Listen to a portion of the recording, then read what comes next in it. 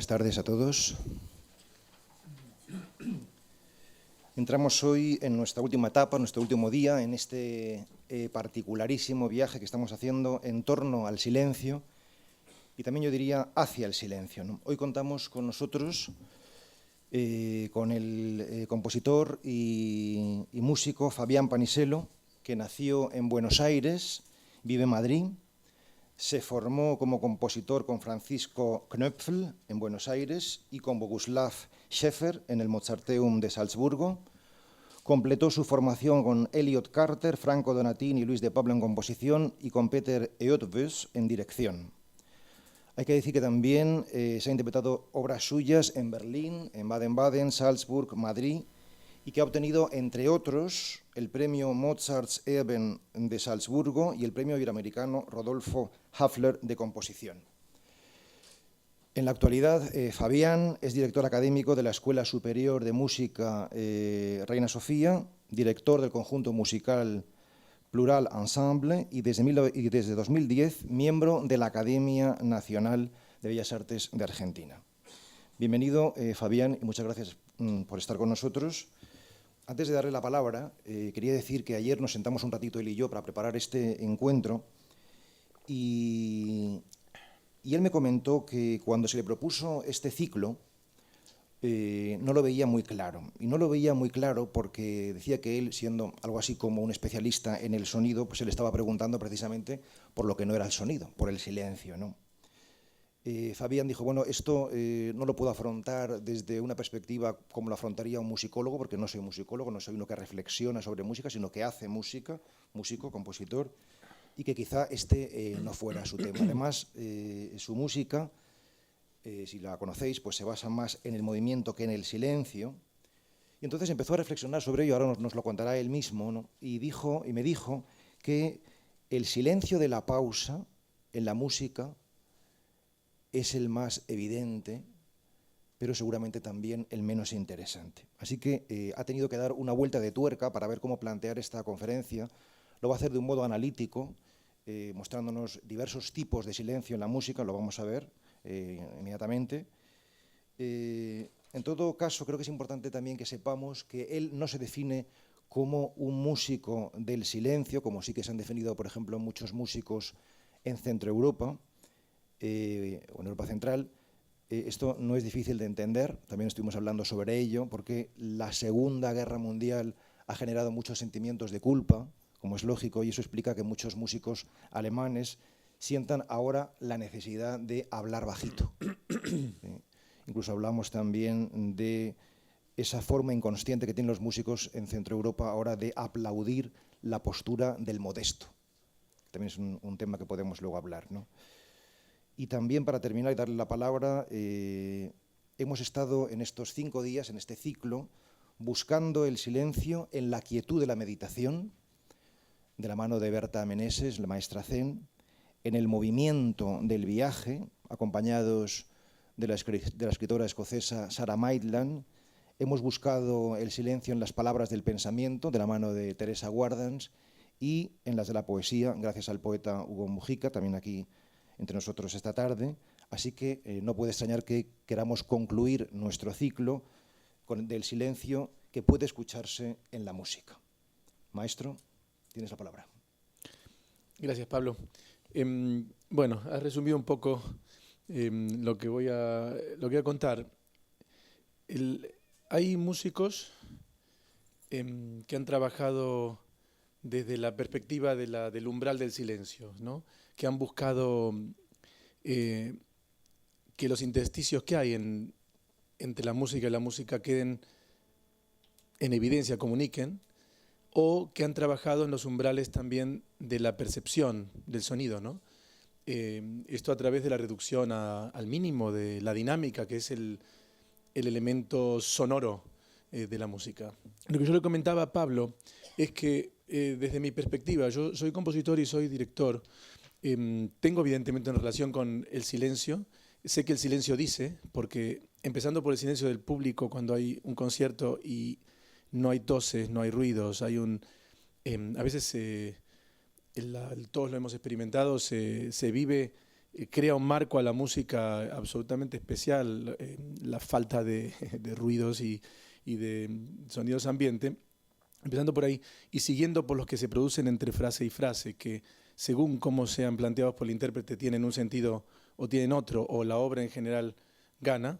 El silencio siempre tiene un lugar importante en lo que se comunica, ¿no? En todo caso, es verdad que como no quería disertar sobre una cosa que no es lo que siento más íntimamente en la creación musical, que como dijo Pablo, ayer le explicaba que para mí es lo que se mueve, ¿no? Tiene que ver con el movimiento, con la naturaleza del movimiento, el desarrollo del movimiento.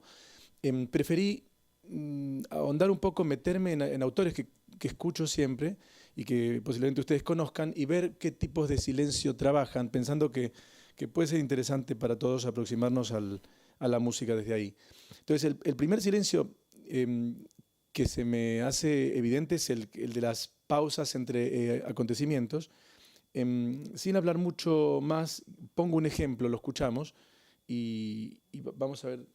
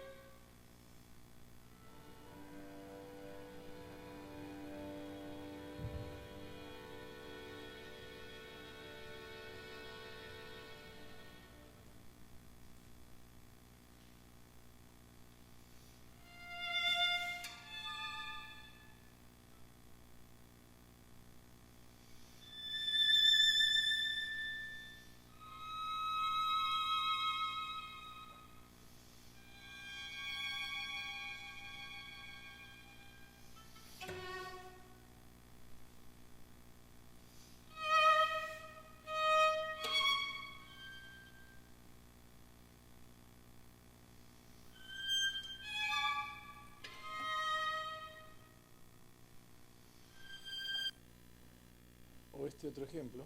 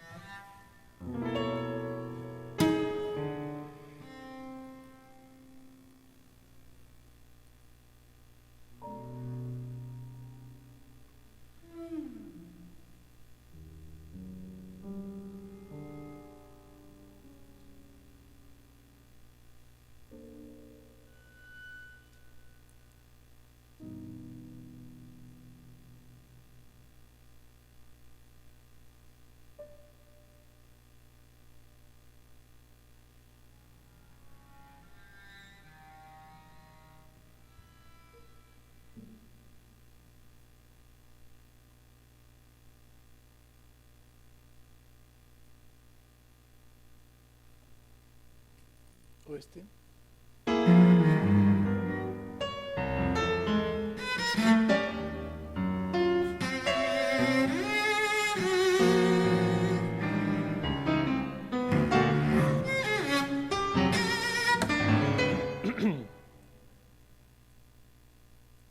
Esa es una pieza completa, o esta.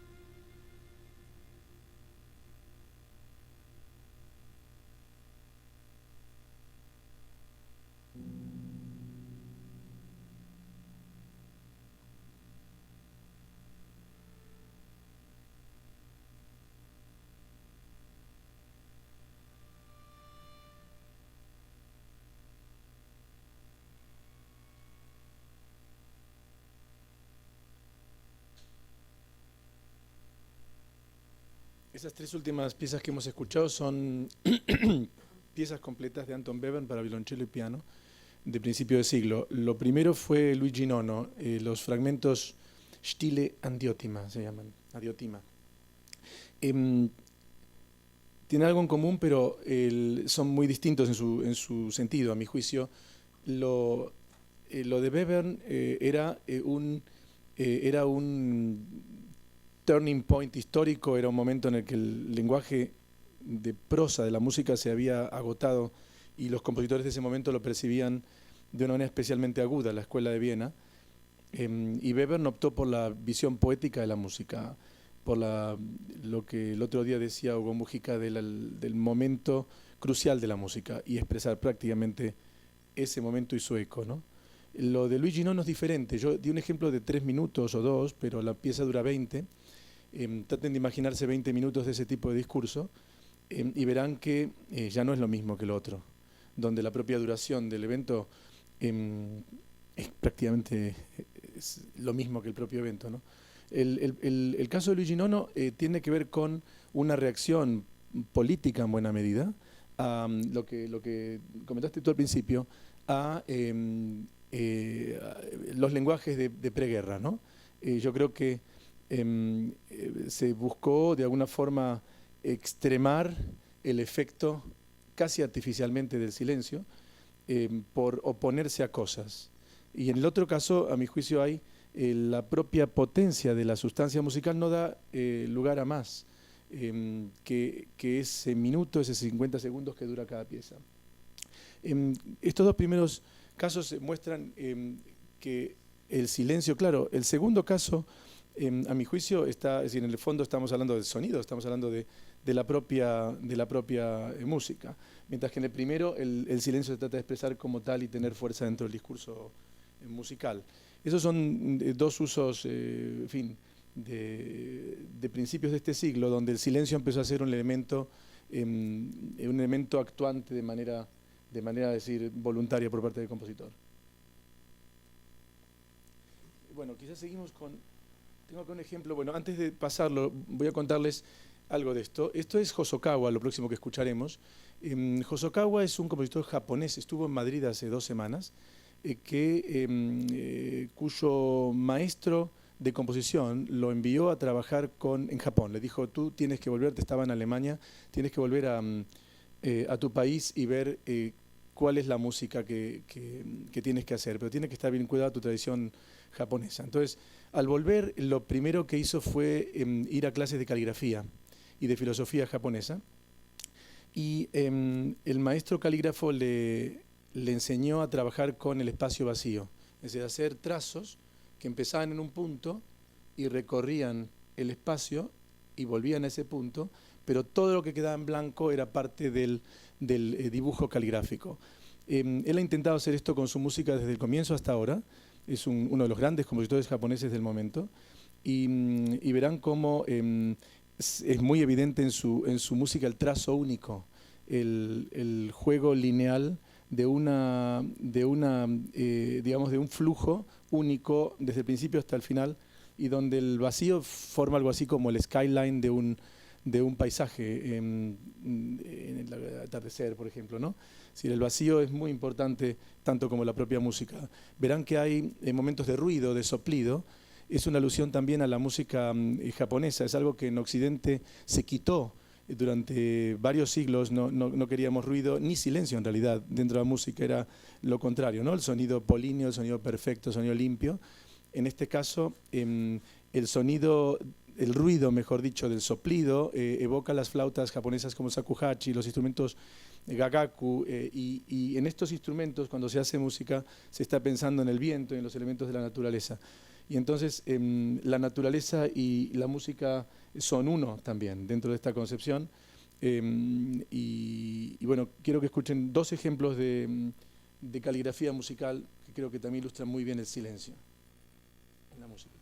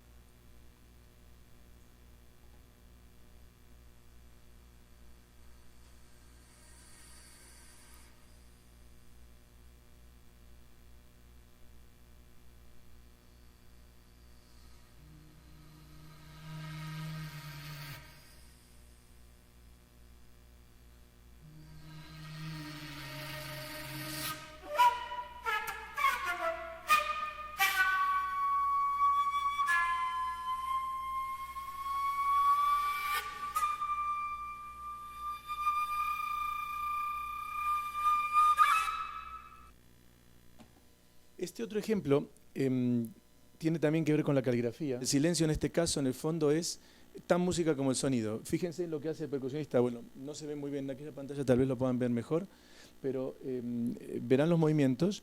Eso es la caligrafía del maestro japonés. Es todo el trazado del vacío también, ¿no? Y eso forma parte del concepto musical, en este caso. Ahí va.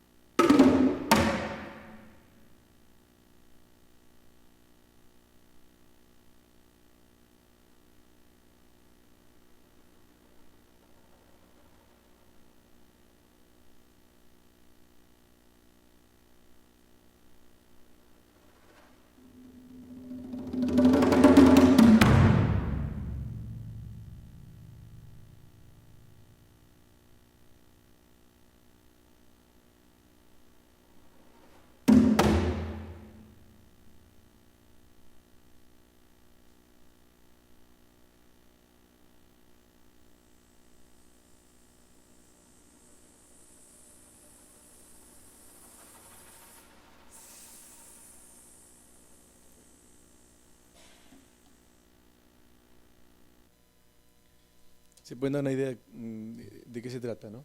Voy a dar un ejemplo más y si quieres hablamos un poco. Claro, pensando cómo me aproximo yo al silencio, he traído también un ejemplo propio de una pieza, es una parte de una obra que se llama Xax para orquesta, es el segundo movimiento y está basado se llama Deep Field South, el campo profundo sur, está basado en me inspiró una imagen del satélite Hubble del campo profundo sur, que es este campo que está a 12.000 millones de años luz, de años de distancia de nuestro momento, ¿no? Me hizo pensar en el tiempo y el espacio como el universo como un espacio vacío, o sobre todo vacío de nosotros, ¿no? Pero lleno de otras cosas, evidentemente, y traté de reproducir en la pieza el recorrido que hay desde el Big Bang hasta la creación de las galaxias. De alguna manera, creo que ese vacío también es una forma de representación del silencio, aunque esto es todo sonoro, evidentemente, lo que van a escuchar, encontré analogías entre el espacio, las galaxias y los espectros armónicos, que son las que de aquí de alguna forma se reproducen, ¿no? Tiene algo de viaje en el tiempo esta pieza, y bueno, quiero ponérselas para presentar otra perspectiva más de lo que creo que tiene que ver con la idea de silencio en la música. Esta es la primera tuya que vamos a escuchar. Sí.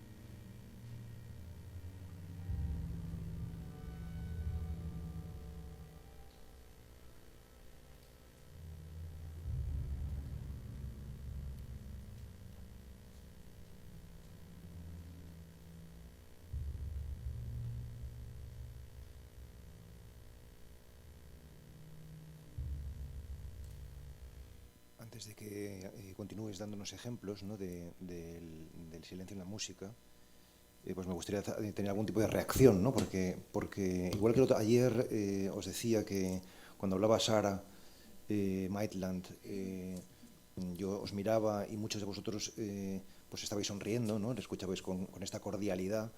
Pues la sensación precisamente ante tu muestra de los silencios en la música es que estamos haciendo en esta charla la experiencia del silencio, ¿no? O sea, estamos todos concentrados, ¿no?, y metidos hacia adentro, ¿no? Pues mi reacción es doble ante estos ejemplos, ¿no? Si quieres comentar también algo tú de esto, ¿no? Por una parte, este ejemplo que nos has dado de la caligrafía japonesa, no sé si porque nos los has dado ese ejemplo, pero yo cuando escuchaba esta música evidentemente veía o imaginaba esta caligrafía, ¿no? No sé si eso es lo que de alguna manera se busca, ¿no? Ese vacío al cual hacía referencia, ¿no? Eso por una parte. Y por la otra, toda la música tiene esta virtud de dar un protagonismo muy grande al que escucha, que tiene que poner de su parte mucho. La música funciona siempre por insinuación, ¿no? Pero me da la impresión de que este tipo de música, o al menos estos ejemplos de silencio, esa insinuación propia de la música se potencia todavía más, ¿no? O sea, hay como una interpelación mucho más directa a que quien escucha, ponga de su parte. No sé si es así. Bueno, yo creo que en parte entender algunas claves de cómo piensan los compositores la pauta del silencio o en la edad contemporánea, cómo se escribe, con qué elementos, ayuda a ampliar los márgenes de tolerancia que tenemos para escuchar y ¿cómo te puedo decir? Y aceptar lo que escuchamos, ¿no?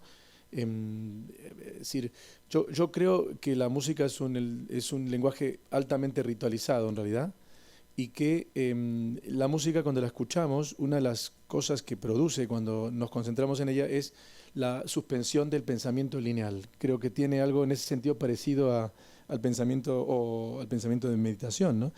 Tiene que ver con interiorizarse dentro de otra forma de percibir y donde las ideas digamos cotidianas pues desaparecen de alguna manera, ¿no?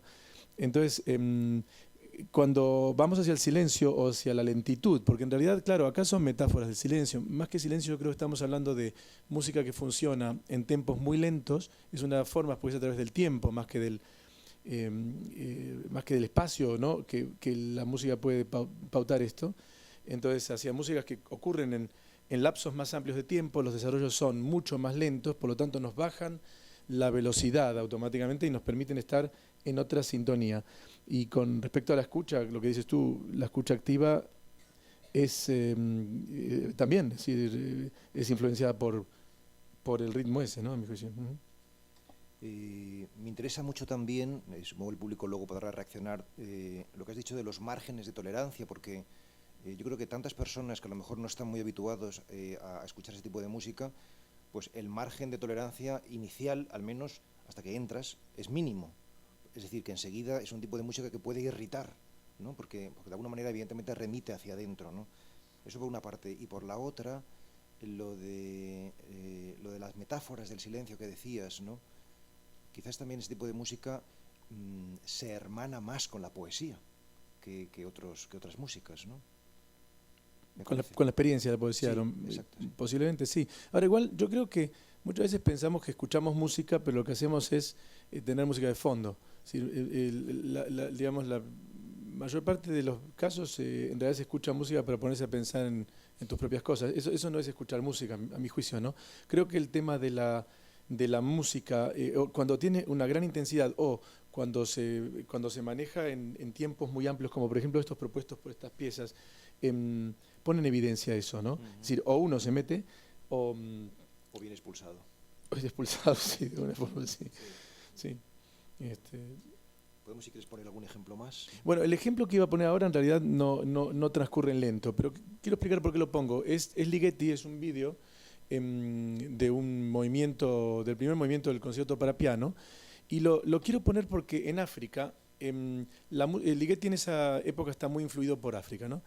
Por la música africana tradicional.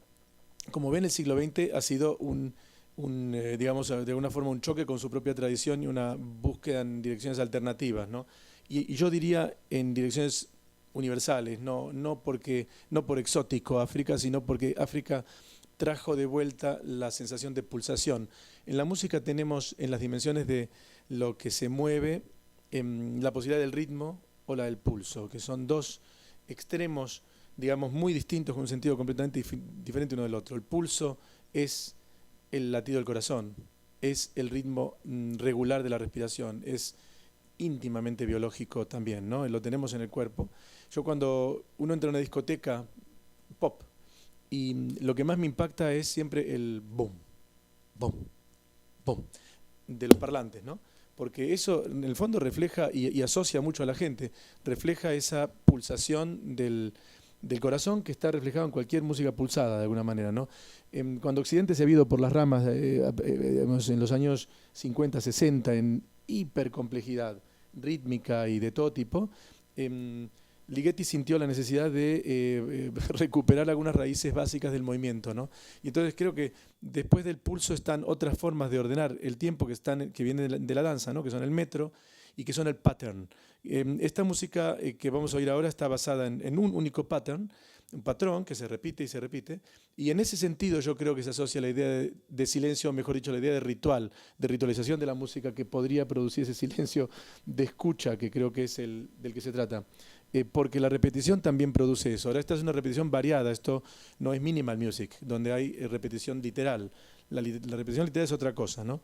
Que creo que en la música más elaborada no se da de esa manera, ¿no? Se da la repetición variada o se da la repetición, en fin. En este caso verán una música muy rítmica. Esto es una grabación en vivo del Encuentro de Música Academia de Santander del año pasado, con alumnos de escuelas de Europa. Y escuchamos un fragmentito de eso. Traten de percibir la repetición del patrón rítmico y pensar en que eso es una forma primitiva o digamos ancestral de la danza metida en la música.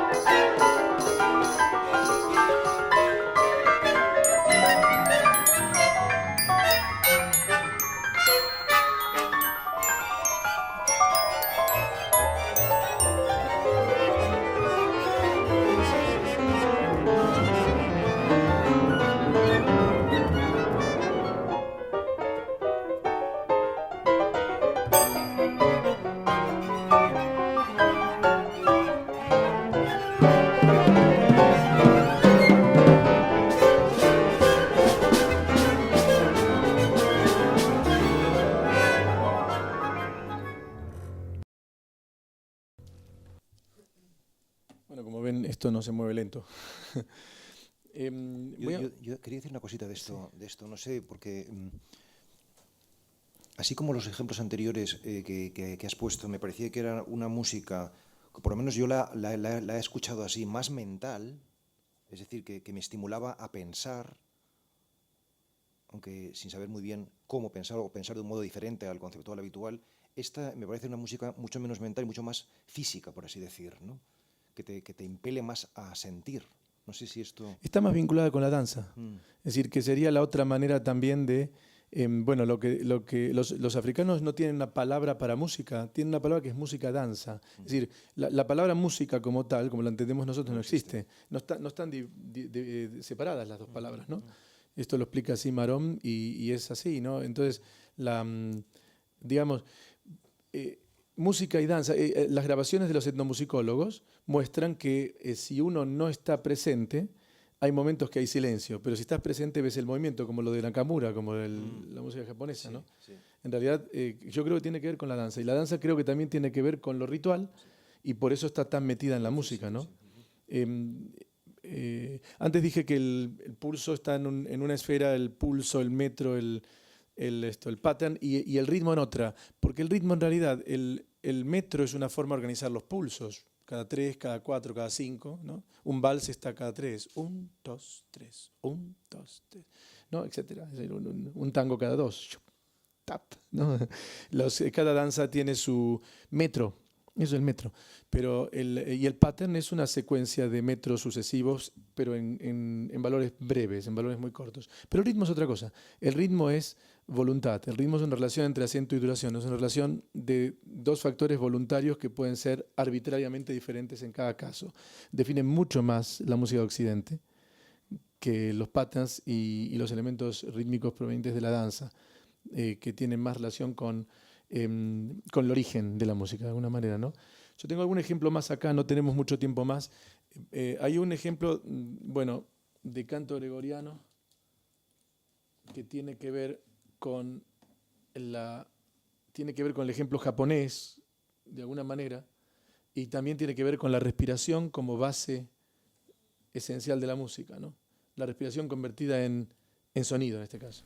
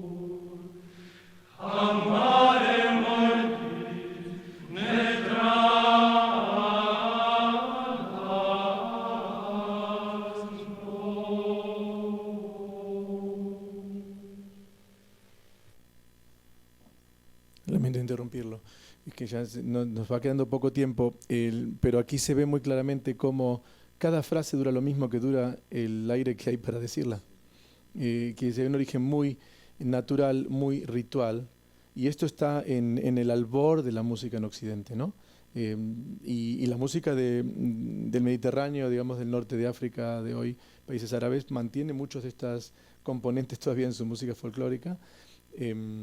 Y creo que Occidente, curiosamente, va dando una vuelta ya completa y de alguna manera se reencuentra con estos elementos de origen que tienen que ver con una necesidad de origen también y que hacen que se pueda volver a lo uno.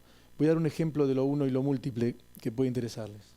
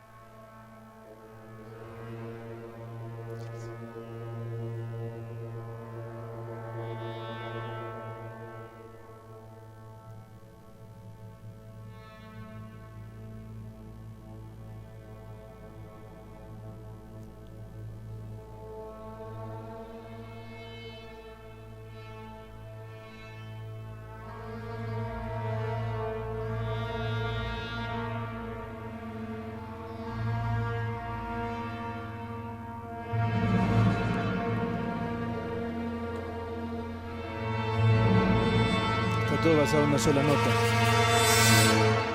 Es una orquesta entera tocando una sola nota.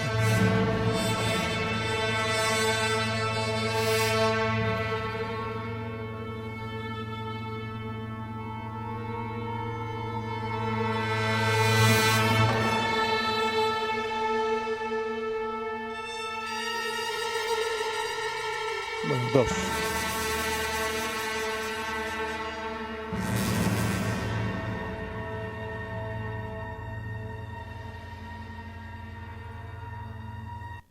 Por un lado esto, Chelsea, son las de las 4 piezas para orquestas, la número 3, la número 4. Y esto otro que vuelve a ser algo que se mueve mucho.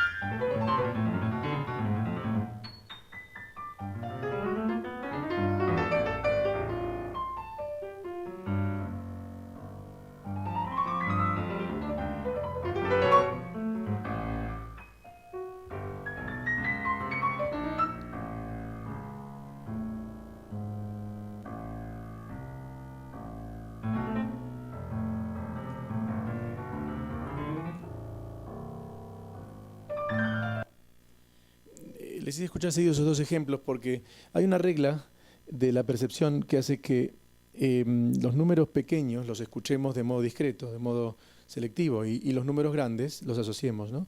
Entonces, en la música, cuando uno, en un segundo es el segundo reloj, ¿no? Si es esto. En un segundo escucha un elemento, eso es 1. Si escucha 2, 1, 2, 1, 2.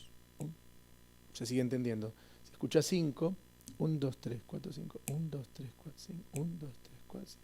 Todavía los entiende. Pero si escucha en torno a 12, en torno a 10 o 12, empieza a escuchar. Empieza a escuchar 1 de nuevo. Y cuando se pasa de ahí, escucha 1. Esto quiere decir que la velocidad produce también vertical. Si produce verticalidad significa produce un momento único de nuevo. Otras formas y eso es la armonía, ¿no? La armonía en movimiento. Otras formas de entender que una música avanza lento muy a menudo es que los elementos son pocos, pero muchos en velocidad.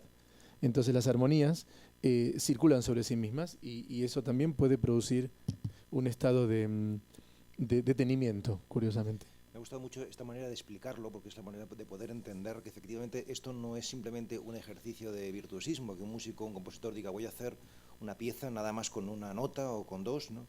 Cuando lo contabas al principio pensaba, esto es como algunos escritores, por ejemplo Pérez, un escritor francés de este siglo, del siglo pasado, muy famoso, que quiso escribir una novela, la escribió sin la letra E. Digo, bueno, pues es un ejercicio de virtuosismo, ¿no? Pero veo que no, que también tiene un sentido en la escucha, ¿no? O sea, lo que producen en quien escucha, ¿no?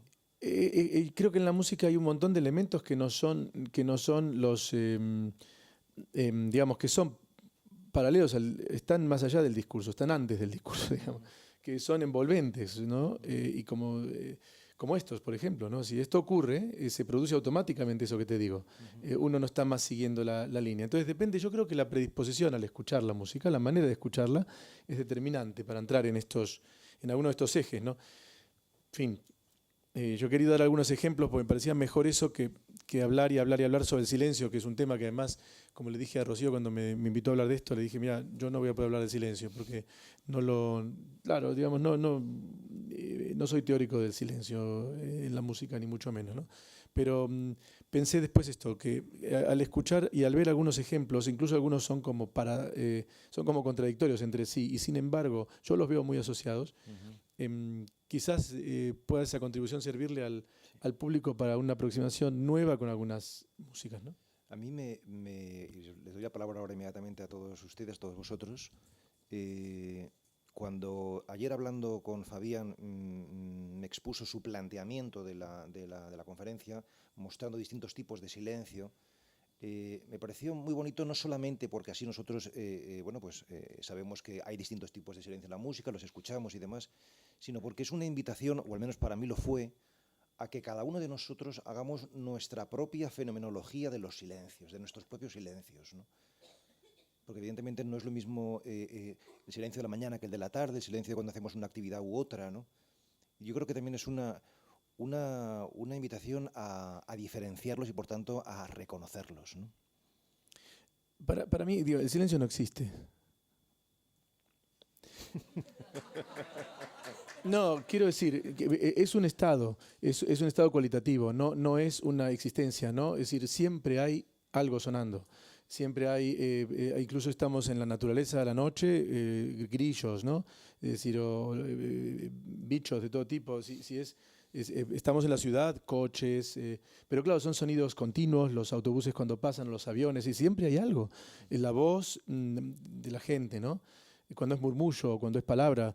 Me refiero al silencio como tal, es una experiencia yo creo más bien de tipo cualitativo, ¿no? Y por eso quise dar ejemplos que tienen que ver con cómo uno para el pensamiento lineal, bendito, en el cual todo el tiempo se está asociando algo con algo, ¿no? Yo creo que precisamente a lo mejor por eso fascina tanto el silencio, ¿no? Porque no se puede definir, quizá porque no exista, como tú acabas de decir, ¿no?